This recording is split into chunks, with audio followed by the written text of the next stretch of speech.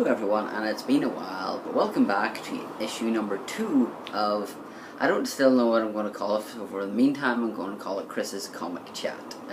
Whether it stays that way or whether it changes to something else, I don't know. But yes, thank you to everyone who watched the first one, and got quite a few positive reviews when I was asking people about it. Whether it was just being kind or not, I don't know, but to anyone who checked it out, thank you. Obviously that one was to do with Spider-Man, so now I'm actually going to do a different one, which is this, the original Sin, Hulk versus Iron Man. If everyone knows me, knows that I'm a huge fan of the Incredible Hulk. Now, the original Sin is kind of like a tie-in. There's so many different ones. There's like this one, there's Thor and Loki, and there's a couple other ones as well. There's like Deadpool and there's like Avengers, but basically with all of them, it says the Watcher has been murdered, and all sign cosmic being known as the Watcher was murdered, and the secrets he kept were leaked in the minds of many Marvel heroes. Two of these heroes have seen glimpses of an important moment in Marvel history, one that intersects with their past on a very personal level.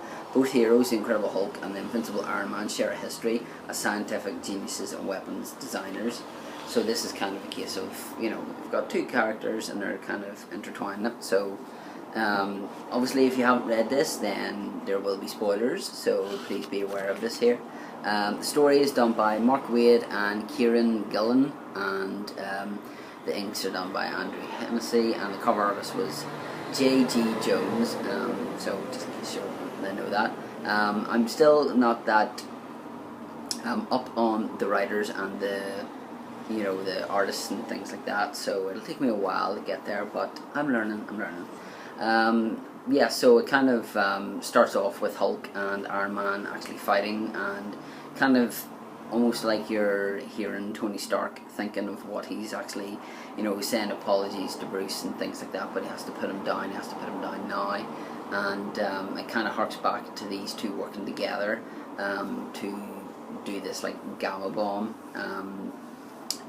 Bruce kind of wants to help people, like, so maybe it'll help cure, leukemia and things like that, whereas obviously Tony Stark, if you've seen any of the Iron Man films, you would know that he's a big weapons expert. There's actually a scene in it where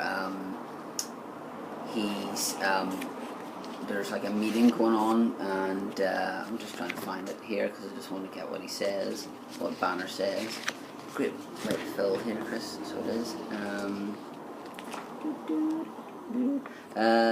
Yeah, he says it will perform as designed. It doesn't need to be a contingent killer.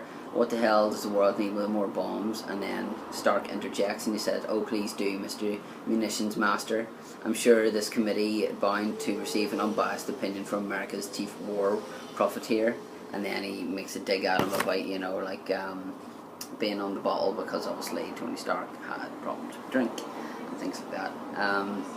Yeah, so you kind of see that, and then there's the big, the Watcher obviously has been killed and his eyes have been taken, and one of them, villain has like the orb and kind of hits everyone with it, so Banner gets Stark's memories and Stark gets Banner memories. So in this one here, like, whenever Stark wakes up, he sees Captain America and Maria Hill, but he thinks it's General Ross and I can't remember the guy's name. Rick Jones, obviously the guy that Banner saved whenever the gamma bomb went off, and then thus him turning into Hulk. So he sees that, and then Banner is thinking like Stark, and then actually finds like a hidden laboratory, and actually says that he doesn't remember this, and then he doesn't drink, and then he sees a bit of glass and looks in, and he sees Stark's reflection.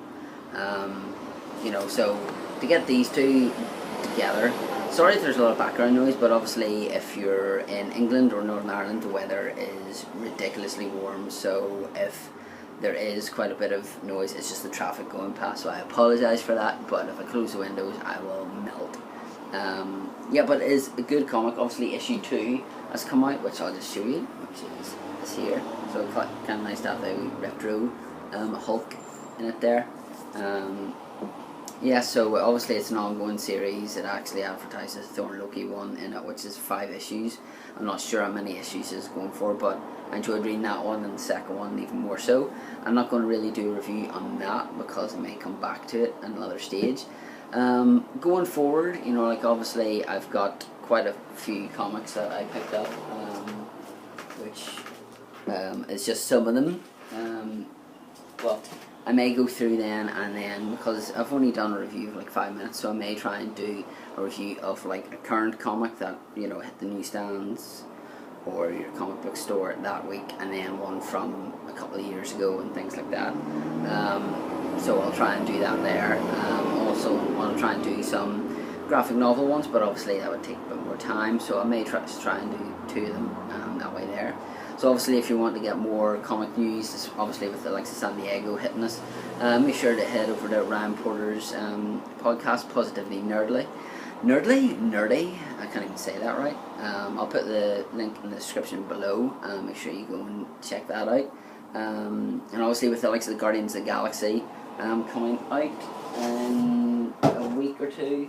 Actually I have a couple here to read. Well, I've read Rocket Raccoon, which is done by Scotty Young, which if some of you are familiar with his work, if not, just it's SKOTTIE, just have a look at that. And then I've got the Guardians of the Galaxy one, and I also have the one to do with Lone Star or whatever he's called, just read up a bit about him as well.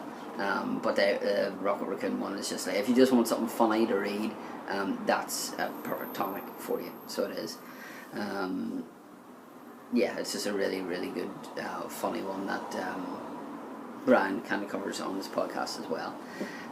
Yeah, so I just wanted to hop on, do a quick video. I know it's been quite a bit of time since I've done one before. Kind of want to just give my thoughts on that there. What are your thoughts on like the female Thor? I know a lot of people are just like, why do you have to do this and what have you? And then the Falcon becoming Captain America and things like that. Things will change, you know, that, and that's the, obviously they've got to change things up, you know. I'm sure people were a bit annoyed whenever Peter Parker kind of died and Doc Ock became the superior Spider-Man, but it worked. So if the idea works, then I'm all for it, but if the idea falls flat on its face, then be kind of, you'll see them just kind of going around and changing it very, very quickly, or just kind of going, right, we'll see how long we can go with this and then we'll do something else. But yeah, it's just a case of, that seems to be the ever-growing thing. Whenever the comics have been around for so long, you need to get fresh stories to do, and that's maybe what they've decided to do. But yeah, so if you're reading comics at the minute, I'm kind of wearing my Doctor Who t-shirt. Obviously the new Doctor Who ones are coming out soon, based on the 10th Doctor and the 11th Doctor. Got them pre-ordered, so as soon as they arrive I'll probably do a review on them. And then there's one to do with the 12th Doctor as well.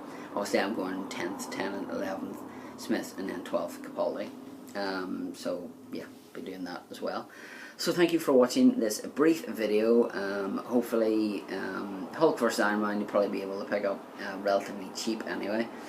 Be sure to try out readcomics.com or disposableheroes.co.uk. They're awesome people to deal with whenever it comes to comic books. And that's going to do it from me. So until the next issue, keep turning those pages.